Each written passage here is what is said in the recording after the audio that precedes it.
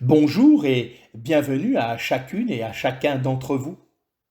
Nous allons poursuivre, comme Paul poursuivait sa course, nous allons poursuivre notre course au travers de cette pensée de l'excellence de la connaissance du Christ Jésus. Je vais lire deux textes. Le premier dans Zacharie 11, verset 13, où il nous est dit « Ils ont pris les 30 pièces d'argent, le prix auquel il a été évalué. » Et dans Matthieu 27, verset 9, il nous est parlé du prix de celui qui a été évalué. Il s'agit bien sûr de Christ. Christ, n'est-il pas celui que tout homme en contact avec l'Évangile est appelé à estimer? Ainsi, ceux qui sont encore dans leur péché peuvent accepter ou rejeter le Sauveur. Mais cela est vrai aussi pour nous, les enfants de Dieu, tout au long de notre vie. Il y a tant d'occasions précises où nous sommes appelés à montrer par nos actes à quel prix nous évaluons celui qui nous a rachetés. Quelques estimations. Marie s'est assise aux pieds de Jésus. Quel prix avait pour elle le Fils de Dieu qui allait mourir? Le prix de ce parfum qu'elle a répandu sur ses pieds. Il valait 300 deniers. Jean chapitre 12, verset 5. Et dans Matthieu 20, au verset 10, il nous est rappelé que ce n'est ni plus ni moins que le salaire annuel d'un ouvrier. Nicodème est allé à Jésus de nuit, selon Jean 3, 2.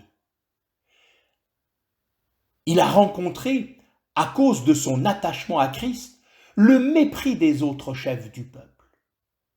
Quel prix a eu pour lui le corps inanimé de Jésus qui allait être mis au tombeau? 100 livres de myrrhe et d'aloès, ce que nous révèle Jean 19, 39. Cela n'était pas trop pour embaumer son corps. Pierre, lui, avait dit « Tu es le Christ, le Fils du Dieu vivant » Matthieu 16, 17. Pourtant, quand une servante lui demande s'il fait partie de ceux qui ont suivi Jésus, il répond « Je ne connais pas cet homme » Versets 26, 72 et 74.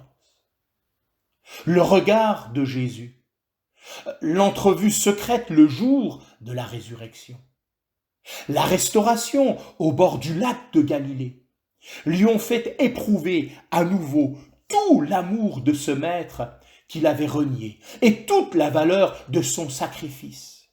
Il dira « Vous avez été rachetés non par de l'argent ou de l'or, mais par le précieux sang de Christ. » En 1 Pierre chapitre 1 versets 18 et 19.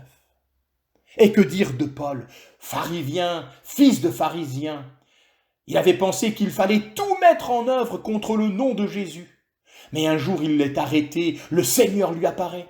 Plus tard dans le temple de Jérusalem, il le verra. Son estimation du Seigneur change alors entièrement. Je considère toute chose comme une perte à cause de l'excellence, de la connaissance du Christ, Jésus mon Seigneur.